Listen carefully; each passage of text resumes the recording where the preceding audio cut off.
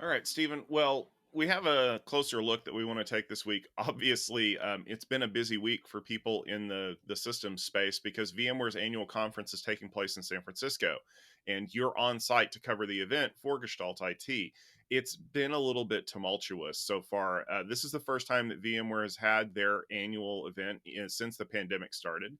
It has a new name and a new theme, as evidenced by the fact that people have been calling it by the old name the whole time. VMware Explorer, which is the new name, is different from VMworld, the old name, in a lot of ways, not the least of which is the fact that they're very much focused on multi cloud management and enterprise IT developers. But it's also an opportunity for people attending the conference to see the future, since we all know the company is soon to be purchased by Broadcom. Along with the announcement of vSphere 8, we're starting to see more things, such as vSphere 8, which integrates Project Monterey, as well as a beefed up Tanzu and a new reporting suite called Aria. And Stephen, you were able to attend some of the briefings and see some of the technologies that people are starting to highlight. What were your impressions of what you're seeing coming out of VMware Explorer? Yeah, first of all, let me just apologize to every company at the show, including VMware, because there's no way I can cover everything that they've announced. And I know that a lot of people worked hard on a lot of really cool products. I would love to cover it. We're going to try to cover those in the future, but I'm going to try to step back and give you sort of a big picture here. So, as you mentioned, yes, Tanzu is moving forward. We've got the Tanzu application platform 1.3, Tanzu for Kubernetes operations. vSphere is moving forward. We've got vSphere 8, which in any sane world would be the big announcement of the year. But this is not a sane world. As you mentioned, vSphere 8, one of the signature features is that it brings data processing units, DPUs, into the fold with CPUs and GPUs so that you have all of that stuff virtualized. And on the GPU side, as we talked about with Project Monterey, they just like you can share CPUs among multiple virtual machines, well, now you can share GPU resources among multiple machines, which is very, very powerful as well. You've also got vSAN 8, which has a lot of amazing stuff in it, including a brand new file system thanks to the Datrium acquisition. We've got Cloud Foundation, Edge Compute. The Aria stack is really interesting. Now, in a way, this is a lot like what vRealize was, but with a new name. But there's also more to it. So we've got Aria cost and operations and automation. VMware has long done a lot of management software, and it's really gotten overlooked because of the insane focus on things like vSphere and NSX and vSAN.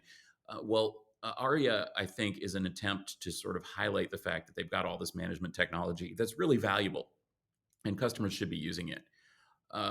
They've also got more going on in security. We heard about Project North Star and Project Trinidad and Project Watch, and I'm going to let you Google those. We've got more hybrid cloud stuff, Horizon and Workspace ONE and all these kind of things. But let me step back and focus on the big picture here. So the theme of the keynote was, in my mind, actually well done. It was centered around a customer journey from cloud first, which they're sort of using derogatory to mean sort of customers jumping into the cloud, enterprise customers jumping into the cloud without really knowing what they're doing. This application, that application, sort of, hey, let's go to the cloud. That led to the second step, which is what they're calling cloud chaos, which honestly should be the name of the conference. And then they're moving forward to the third step, which is cloud smart. Now, this is an interesting way to put it because essentially what they're saying is that enterprises are starting to get smart about the cloud. And what does smart about the cloud mean? Well, to VMware, smart about the cloud means, number one, multi-cloud, meaning we're not just deploying in AWS or in Azure. We're deploying across multiple clouds, and that includes some of the minority clouds too, I should mention. And VMware offers some solutions now that let you smartly provision workloads in the cloud without having to select instance sizes and things like that. VMware will just do that for you, which is so cool. But I don't even have time to get into that. The other thing about smart cloud is, yes, self-serving, and that is that The VMware Smart Cloud would be basically using VMware as what they're calling a control plane for everything. In other words, vSphere is the unifying layer on top of public clouds and on top of your internal infrastructure. And it allows you to have workload mobility. It allows you to deploy pretty much the same things, just like what we were talking about with Amazon FSx for NetApp ONTAP. You can basically bring enterprise resources into the cloud in a way that you don't really have to think about how it's working. You just sort of press some buttons and select some stuff, and this part's running in the cloud and this part's running on premises, and it just all sort of works. This goes to the new strategy of VMware. Now, I had an NDA session where I got to sit down with the president and the CEO of VMware yesterday, and I can't really talk about that in detail. But what I can tell you, because it was NDA, but what I can tell you is that they didn't contradict any of the public statements that we've heard. They were very, very on message. And the message that we've heard in public is that the whole reason behind the new name, VMware Explore, is because they really want to make a break from the past. And I can see that. They are absolutely trying to make a break from the past. They're trying to say that VMworld was all about on premises and about vSphere. VMware Explorer, the idea is that it's about this new smart multi-cloud world where customers are deploying things on a smart application platform like vSphere, and it runs wherever it runs. Now, the interesting angle here is because this would effectively eliminate any of the differentiating factors of all the enterprise clouds. So essentially, it doesn't matter if it's running on AWS or Azure or Google or anywhere, because it all runs the same because it's all managed by VMware vSphere, which is a pretty awesome future thought if your name is, I don't know, Raghu. I mean, if you're VMware, right? I mean, if that's what you want to do, have at you. But that being said, not everybody's necessarily going to be on board with that. And frankly, right now, the majority of VMware's profits come from boring old vSphere and vSAN and NSX and on-premises workloads. So this brings me to the big point that I want to make.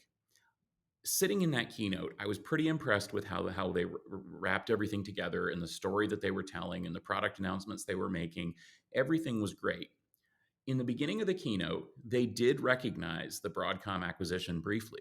And they had Hock Tan stand up, that's the CEO and basically the brain behind Broadcom, stand up and just sort of wave and then sit down. He had nothing to say. Now, part of that is SEC related because, of course, this acquisition hasn't closed. And so VMware can't really talk about anything that might happen in the future with Broadcom.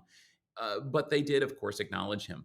But I really got the feeling that the keynote was really aimed at one person, Hock Tan, in that what they were trying to say was, hey, we've got a strategy, we've got a future, we've got a really, a strategy that not only changes and challenges enterprise IT, but puts VMware software at the center of that future, that next generation platform.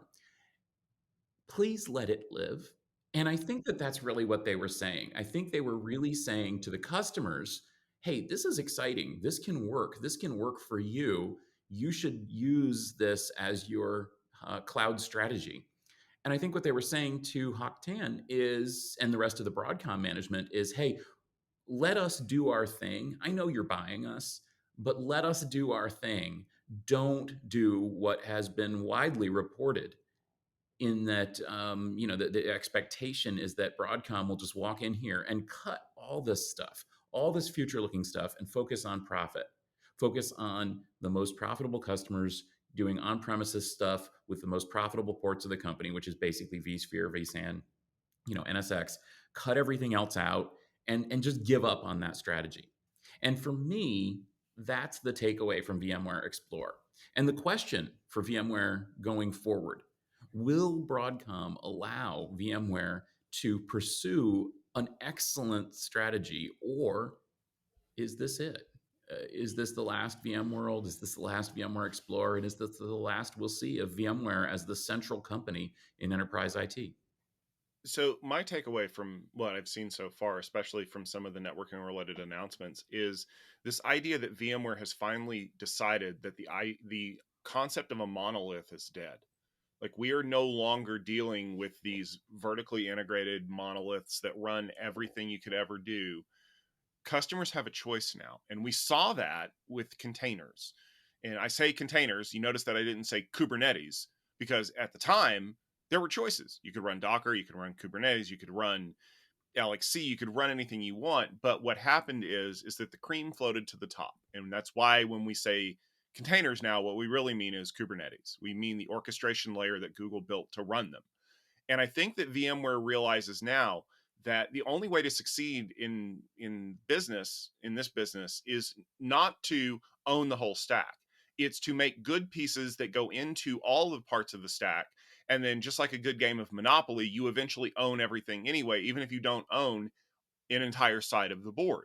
So if you look at the fact that they're offering services, if you look at the fact that they're embracing things like DPUs and IPUs, depending on how you want to look at it, I saw a really great discussion between a couple of people about which name is more appropriate.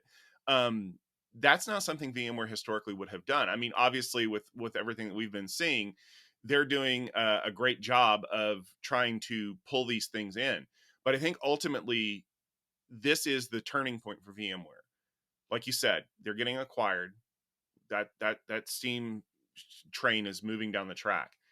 It's how they visualize where their role fits after that. And I think that this is a way to say, you know what? We know that we can't continue to be the 800-pound gorilla in the server market. We're going to settle for being an army of chimpanzees who can still get the job done, but maybe we're going to be doing jobs in different areas. So only time will tell. Perhaps we'll be able to investigate this a little bit more in depth at next year's VMware Explorer. God willing, we have one.